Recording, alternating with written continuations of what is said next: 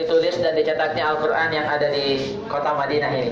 Sebelumnya, sedikit dari kita yang tahu bahwa Al-Quran yang dicetak di kota Madinah ini, Al-Quran yang kita baca di Masjid Nabawi, pertama kali juga itu merupakan tulisan tangan.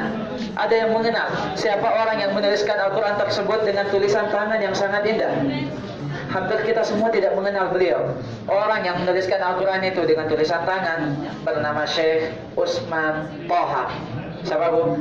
Syekh Utsman Thaha. Beliaulah yang menuliskan Al-Quran tersebut secara lengkap 30 juz dengan tulisan tangan beliau, yang kemudian tulisan beliau itu dicetak dan diperbanyak di kota Madinah ini. Syekh Utsman Thaha saat ini masih hidup. Beliau berumur lebih dari 80 tahun, tinggal di kota Madinah. Semoga Allah Subhanahu wa taala senantiasa menjaga beliau. Amin. Disebutkan Syekh Utsman Thaha pertama kali menuliskan Al-Quran seperti halaman yang ada di hadapan kita saat ini. Ya, akan tetapi beliau menuliskannya dengan beberapa proses. Yang pertama, beliau hanya menuliskan huruf-huruf Al-Quran seperti halaman ini, tanpa titik, tanpa harokat, tanpa nomor ayat. Yang kemudian tulisan beliau ini diserahkan ke majelis para ulama yang diketuai oleh Imam Masjid Nabawi, Syekh Ali Al-Hudayfi, untuk kemudian diteliti ada kesalahan tidak dalam penulisan huruf-huruf Al-Quran ini. Kalau sudah tidak ditemukan kesalahan apa-apa, baru dikembalikan kepada penulisnya. Siapa penulisnya? Syekh Utsman Thaha, untuk kemudian diberikan titik pada setiap huruf yang perlu diberi titik. Setelah itu, melalui proses yang ketiga, Syekh Utsman Thaha menyebutkan bahwa ini adalah di antara proses yang paling sulit menurut beliau untuk diberikan harokat satu persatu pada setiap hurufnya, karena ini memerlukan ketelitian yang sangat tinggi. Setelah itu, melalui proses yang keempat untuk diberikan tanda wakaf, tempat kita berhenti, dan juga tanda sajadah, dan proses yang kelima untuk diberikan nomor ayat, hizb dan juzuknya. Para jamaah, 5 proses yang panjang ini memakan waktu lebih dari 2 tahun.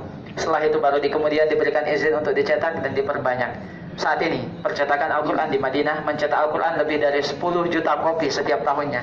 Telah diterjemahkan ke berbagai macam bahasa. Telah diterbitkan aplikasi-aplikasi Al-Quran untuk komputer dan handphone kita. Ya, para jamaah sekalian, di museum ini kita semua sudah menyaksikan bagaimana usaha manusia sejak zaman dahulu sampai di zaman kita ini dalam menjaga Al-Quran. Yang semestinya sebelum kita keluar, kita semua sudah berpikir apa yang mampu kita lakukan untuk Al-Quran.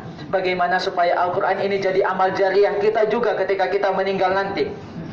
Minimal kita berjanji tidak melewatkan hari kita kecuali kita membuka dan membaca Al-Quran. Kita semua bisa beli Al-Quran untuk kita wakafkan di masjid-masjid, dibaca oleh orang-orang setelah kita. Lebih dari itu, semestinya kita semua mempersiapkan generasi. Kita dorong anak-anak kita untuk menjadi anak yang cinta Al-Quran, senantiasa memuliakan, membaca, menghafalkan Al-Quran. Kenapa? Seorang anak yang senantiasa membaca, menghafalkan Al-Quran, pahalanya, kemuliaannya bukan hanya untuk anak itu saja, akan tetapi juga untuk kedua orang tuanya. Dalam salah satu hadis Rasulullah SAW menyebutkan, di hari kiamat nanti, ketika Allah mengumpulkan seluruh hambanya, Allah memanggil beberapa orang hambanya untuk kemudian diberikan pakaian dan mahkota kemuliaan yang nilainya jauh lebih berharga daripada dunia dan segala isinya. Hamba ini heran dan bertanya, "Ya Rabb, dari mana saya mendapatkan kemuliaan ini?" Allah menjawab, "Dari anakmu yang menghafalkan Al-Quran." Para jamaah, tentunya kita semua sangat ingin mendapatkan kemuliaan tersebut. Sangat ingin kita memberikan kemuliaan itu kepada orang tua kita. Mari kita banyak berusaha, kita banyak berdoa. Semoga Allah Subhanahu wa taala memuliakan kita semua dan keluarga kita dengan Al-Quran. Semoga Allah menerangi rumah-rumah kita dengan cahaya Al-Quran, dan menjadikan Al-Quran ini sebagai pemberi syafaat, penolong untuk kita di hari kiamat nanti. Allahumma amin. Terima kasih para jamaah sekalian atas segala perhatiannya. Kami mohon maaf atas segala kesalahan. Semoga yang kita saksikan di sini bermanfaat untuk kita. Assalamualaikum warahmatullahi wabarakatuh.